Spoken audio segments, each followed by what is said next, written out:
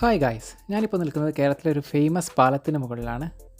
നിങ്ങളൊരു പക്ഷേ ഈ പാലം ഏതെങ്കിലും ഒരു ഇൻസ്റ്റഗ്രാം വീഡിയോസിലോ അല്ലെങ്കിൽ റീൽസിലോ ഒക്കെ കണ്ടിട്ടുണ്ടായിരിക്കും ഓൾറെഡി. ഏകദേശം 130 വർഷത്തോളം പഴക്കം വരുന്ന ഈ പാലത്തിൻ്റെ ലൊക്കേഷൻ വരുന്നത് നമ്മുടെ കോഴിക്കോട് ജില്ലയിലെ ഫറോക്കിലാണ്.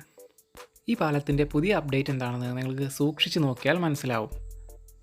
ഫറോക്കിലെ പഴയ പാലം എന്നറിയപ്പെടുന്ന ഈ ഇരുമ്പ് പാലമാണ് കേരളത്തിലെ ആദ്യത്തെ ലൈറ്റ് ബ്രിഡ്ജ്.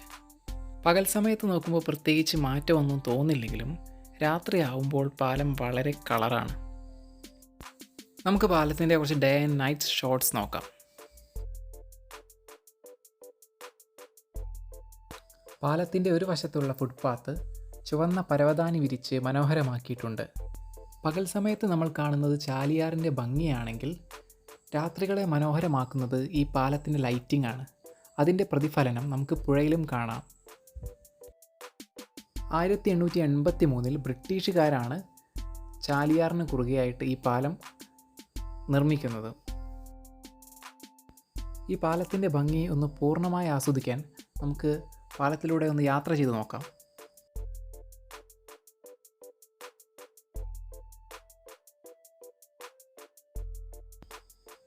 കോഴിക്കോടിൻ്റെ നൈറ്റ് ലൈഫിന് മാറ്റുകൂട്ടുന്ന ഈ പാലം നഗരത്തിൽ നിന്നും വെറും 10 കിലോമീറ്റർ അകലെയാണ്.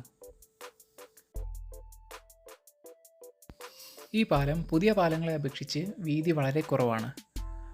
അതുകൊണ്ട് തന്നെ നിരന്തരമായ ട്രാഫിക് ബ്ലോക്കുകളും വലിയ വാഹനങ്ങൾ മൂലം പാലത്തിനുണ്ടാകുന്ന ക്ഷതങ്ങളും സാധാരണമായിരുന്നു.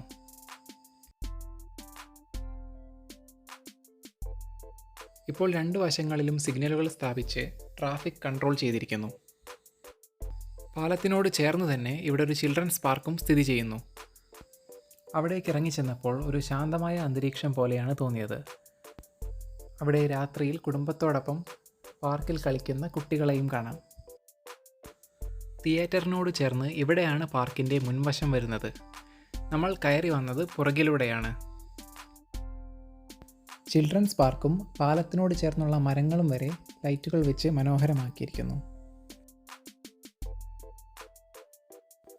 സോ അടുത്ത തവണ നിങ്ങൾ കോഴിക്കോട് വരുമ്പോൾ നിങ്ങൾ ഈ പാലത്തിലൂടെ യാത്ര ചെയ്യുമോ? Share your thoughts in the comments.